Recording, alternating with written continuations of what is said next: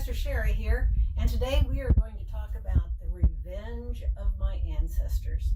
Now, you know I love history, I love antiques, I love all things that belong to my family. I'm working on my genealogy, blah, blah, blah, blah. But I had no idea what I was in for when I took this on. When my mother passed in 1999, just all kinds of containers of things came to my house because I was the one that was responsible for them. And to be quite honest with you, my life's been pretty busy the last 20 years. I haven't done much with it. So I decided to get serious about the ancestry stuff for my kids because I'm not getting any younger. Okay, neither are they.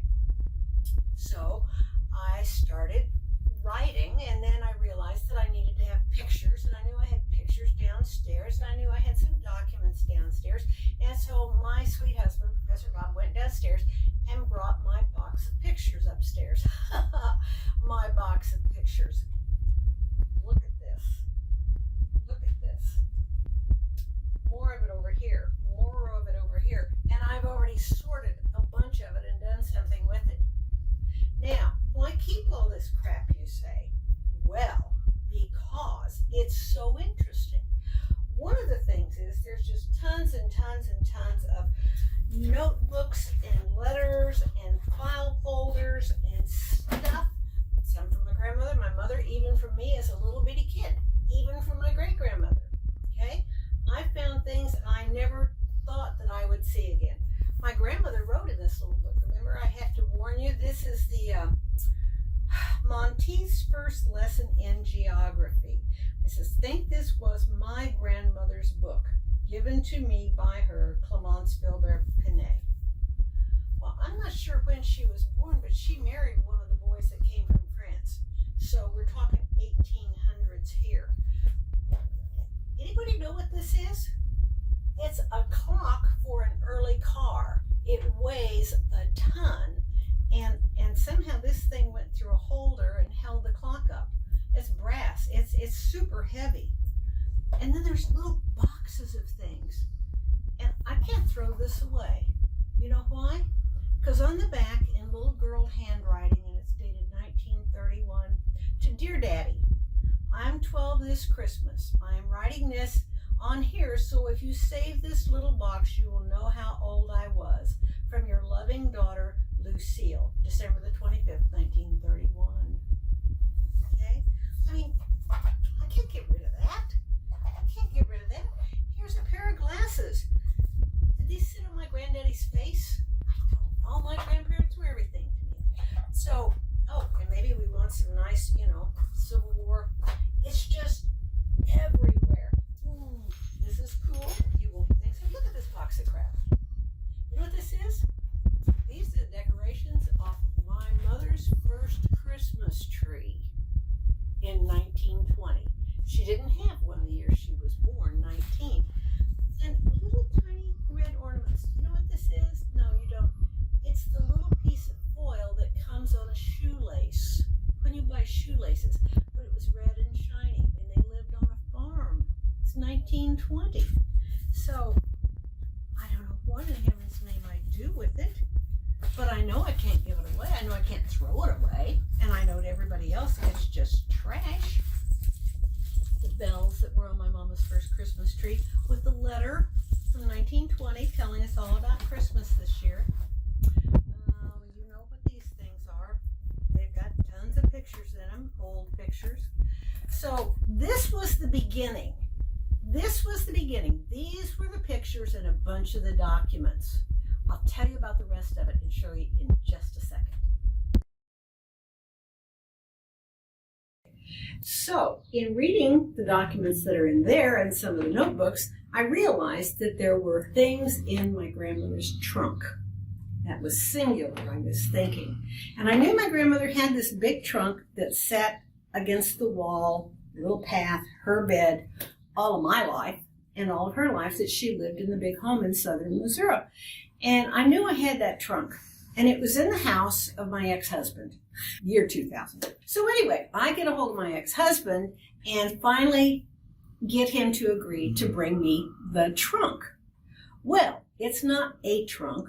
It's two trunks and a box, and there were more boxes. Okay, this is just some of it. Some of it I've already taken out. But why would I keep this? Why wouldn't I dump this? Well, here's my grandmother in college. That's how big her senior class was. She was at William Woods College. She later went on to Central Missouri State. I have more of her school pictures. Every class year, I have these. I have a picture of my great aunt's daughter. Now, this doesn't seem very exciting, right? Okay, it's a cute little picture, cute little girl. If you look over here and see this gorgeous woman who looks like a 1930s movie star and the certificate that's next to it, this is the same woman as this little girl is. This is my mother's first cousin. She graduated from Stanford University with a doctor's degree in 1939. I didn't even know they let women into Stanford in 1939.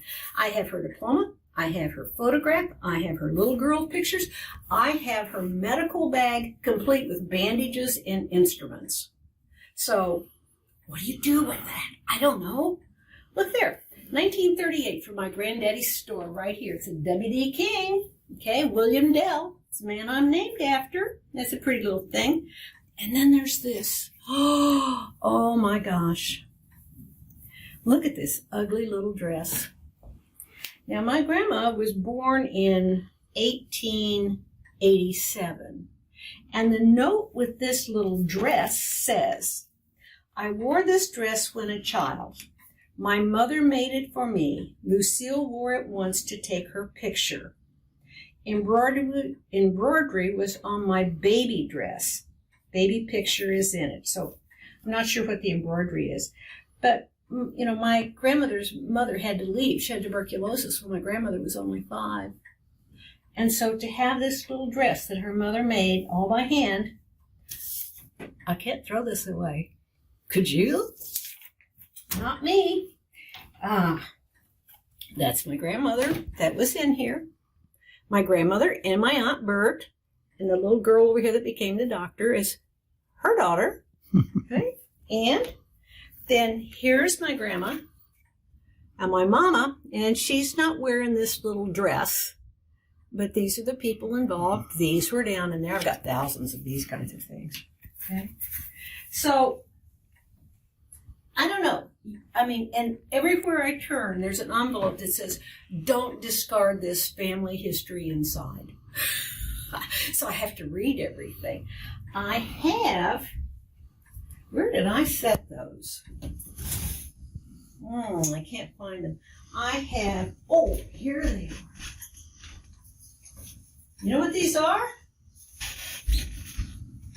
These are World War II love letters between my mom and my dad. My dad was in the Navy. He was in the South Pacific. This is some of them. By the way, an airmail stamp to go halfway around the world was 6 cents, in case you didn't know. And these are airmail envelopes. The paper's like tissue paper. So this is just the beginning of some of the letters that I have. So, one last thing.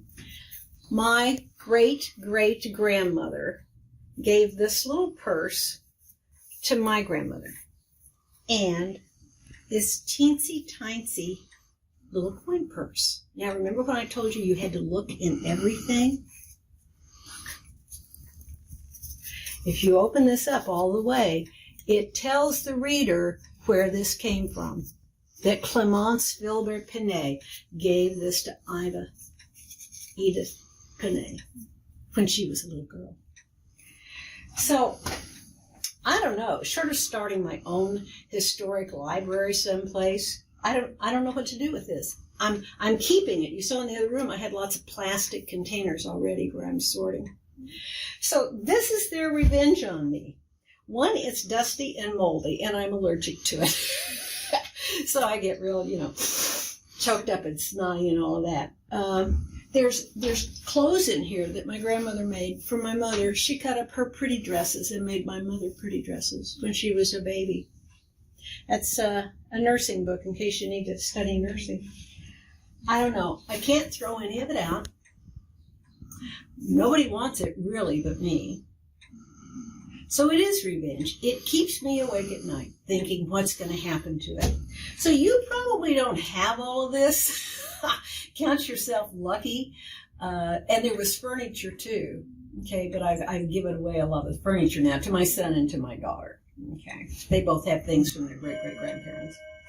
So guys, all I can ask you to do is just keep me in mind that I don't get buried under this. If Professor Bob says he hasn't seen me in several days, tell him to check my office.